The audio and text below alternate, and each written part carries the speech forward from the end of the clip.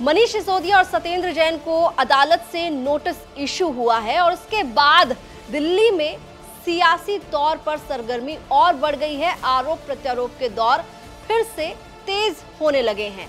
मामला क्या है आपको इसी वीडियो में बताएंगे। आप देख रहे हैं दिल्ली तक, मैं हूं आपके साथ अनुराधा तंवर। मनीष सिसोदिया इस वक्त कथित शराब घोटाले मामले में जेल में बंद है। दूसरी ओर अगर सत्येंद्र जैन की बात करें तो सत्येंद्र जैन फिलहाल अपने मेडिकल ग्राउंड्स पर इंतरिम बेल पर हैं।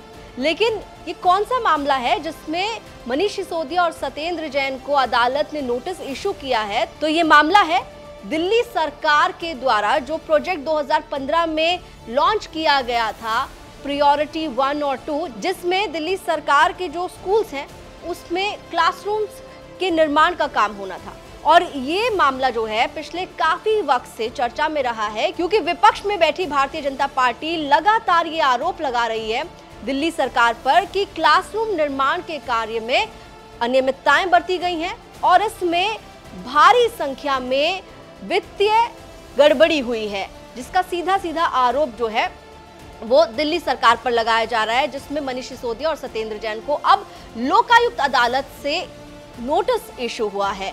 तो आपको बता दें लोकायुक्त अदालत ने किस तरीके से मनीष सिसोदिया को और सत्येंद्र जैन को नोटिस इशू किया है। इस मामले में फिलहाल क्या कुछ हुआ है वो आपको जरा ग्राफिक्स के जरिए हम बताते हैं। 24 जनवरी को लोकायुक्त अदालत ने दिल्ली के सरकारी स्कूलों में अतिरिक्त क्लासरूम निर्माण मामले में पूर्व उप मुख्यमंत्री मनीष सिसोदिया और पूर्व मंत्री सत्येंद्र जैन को नोटिस इशू किया है। लोकायुक्त अदालत ने मनीष सिसोदिया और सत्येंद्र जैन को 6 मार्च तक अपना जवाब लोकायुक्त को भेजने का निर्देश दिया है।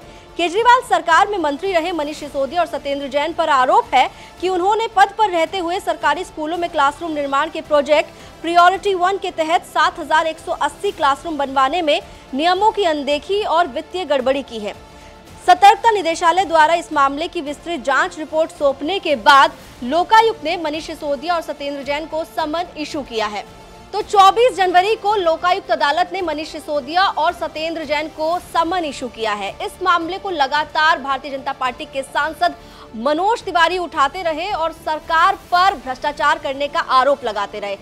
इस मामले में जब समन इशू हुआ सत्येंद्र जैन और मनीष सिसोदिया को, तो उस वक्त भी मनोज तिवारी, वीरेंद्र सचदेवा और उनके एडवोकेट अमित तिवारी मौके पर मौजूद थे और उनकी तरफ से जो बयान दिए गए हैं उसमें सीधे तौर पर हमला केजरीवाल सरकार पर किया गया है और यहां तक कह दिया गया है कि शराब से लेकर शिक्षा तक केजरीवाल सरकार ने भ्रष्टाचार किया है। बयान सुनिए। देखिए, 2015 में दिल्ली गवर्नमेंट ने एक प्रोजेक्ट प्रायोरिटी 1 और प्रायोरिटी 2 लॉन्च किया था, जिसके बेसिस पे वो ये कह रहे थे कि प्रायोरिटी 1 में 7,180 एडिशनल क्लासरूम्स बनाएंगे। इस प्रोजेक्ट को लॉन्च करने में, टेंडर प्रोसेस में प्रोजेक्ट को स्प्लिट किया गया, सीरियस वायलेशंस किए गए जीएफआर रूल्स के, और अल्टीमेटली एक स्टेज ऐसी आ गई कि जो 27 करोड़ में प्रोजेक्ट होना था, मैं एक उदाहरण के तौर पे बता रहा हूं, वह 54 करोड़ में, मतलब 100% तक ज्यादा पैसे की पेमेंट की गई। गवर्नमेंट का लॉस हुआ। पहले माननीय लोकायुक्त ने इस मैटर को डायरेक्टरेट ऑफ विजिलेंस को रिपोर्ट करने के लिए भेज दिया था कि आप एक प्रिलिमिनरी जांच करके हमें रिपोर्ट दीजिए। विजिलेंस ने थॉरली जांच करने के बाद एक 67 पेजेस की रिपोर्ट दी थी। उस रिपोर्ट में उन्होंने सीरियस इरेगुलरिटीज को पाया और उस रिपोर्ट को पढ़ने के आधार पर आज माननीय लोकायुक्त साहब ने रिस्पोंडेंट नंबर 1 मनीष सिसोदिया और रिस्पोंडेंट नंबर 2 सत्येंद्र जैन जी को सम्मन इशू किया है। शिक्षा के खेल में भी भ्रष्टाचार।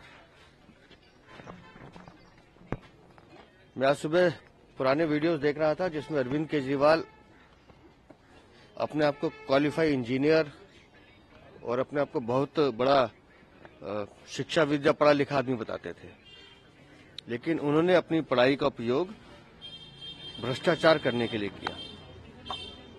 हम शराब घोटाला देख चुके, हम पैनिक बटन घोटाला देख चुके, हम शीश महल, राजमहल जो भी है उसका घोटाला देख चुके, और शिक्षा का घोटाला देखिए कि 7,180 कमरे बनाने के लिए जिस तरह का बताया गया अभी हमारे अमित जी ने कि सारे रूल्स रेगुलेशन तोड़े गए, बंद कमरों में ठेकेदारों को बुला के उनके हिसाब से पैसे बढ़ाए गए, 100% रकम बढ़ाई गई, और साथ साथ जितने कमरे बनने थे कमरे भी 4,126 रह गए। और इतनी बड़ी लूट शिक्षा के नाम पर कि हम बच्चों को सुविधाएं देंगे, बच्चों को क्लासरूम देंगे, और वहां पर भी उन्होंने पैसे कमाने का साधन जुटा लिया।